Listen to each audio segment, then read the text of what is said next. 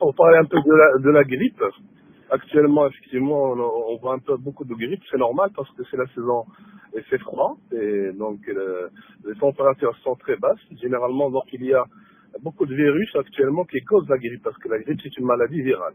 D'accord. Alors, comment se manifeste la grippe? Généralement, c'est la température, parfois qui atteint 39, parfois même jusqu'à 40 chez les enfants, avec des maux de tête et surtout avec des courbatures partout. Ça veut dire qu'on a mal dans toutes les articulations.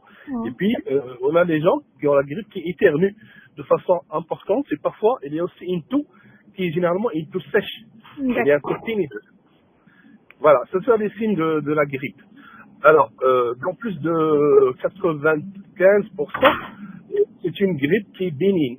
Ça veut dire quoi bénigne? Ça veut dire que tout rentre dans l'ordre en l'espace de 4-5 jours. Mhm. Bien sûr, parfois, dans un pourcentage inférieur à 1%, il peut y avoir des complications, surtout chez les nourrissants, surtout les gens qui ont des maladies chroniques, comme le diabète. Le virus peut alors gagner la circulation et peut donc être quelque part au niveau des méninges, au niveau du cerveau, au niveau du cœur ou ailleurs, parce qu'il va regagner ses organes par la circulation sanguine. Mais c'est une éventualité qui est rare. Docteur, vous avez parlé des signes de l'infection, c'est ça? Vous parlez De des signes. l'infection virale, de la grippe, exactement. Exactement. Et comment se protéger, professeur, de toutes sortes de grippes? D'abord, il faut bien être au chaud, ça veut dire prendre des vêtements, parce que le fait d'attraper froid, c'est bien sûr automatiquement on peut attraper un virus. Il faut bien une bonne alimentation, bien sûr, et surtout ne pas contaminer les autres. C'est ça la plus importante, c'est que quand quelqu'un a de la grippe, il faut qu'il se lave les mains assez souvent. D'accord. Il faut qu'il mette une bavette qui cache son nez et sa bouche, de telle sorte que quand il va tousser, Mm. le virus ne va pas se propager vers d'autres personnes. D'accord. Et puis, ce qu'il faut faire, c'est que il faut se laver les mains assez souvent, il faut éviter d'embrasser ses enfants, etc., parce que c'est le meilleur moyen de contaminer les autres, c'est en les embrassant, et se reposer. Vous savez que le meilleur traitement de la grippe, c'est le repos absolu.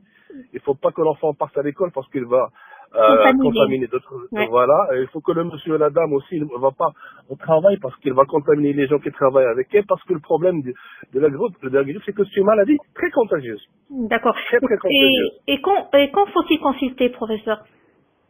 Il faut consulter quand ça passe pas. Au bout de 12 jours, on prend des médicaments contre la fièvre. Généralement, ça passe. Au bout de 2 ou 3 jours, il n'y a plus de fièvre. Le malade se sent mieux. Il peut reprendre à l'école, il peut reprendre le travail. Mais quand la toux persiste, il devient grasse. Ça veut dire qu'il commence à ramener des expectorations qui sont jaunâtres ou verdâtres. Il faut absolument consulter un médecin. Le décès d'une femme à Casablanca a suscité la polémique. Tout le monde parle du virus H1N1. Est-ce que vous pouvez nous donner des explications par rapport à ce virus?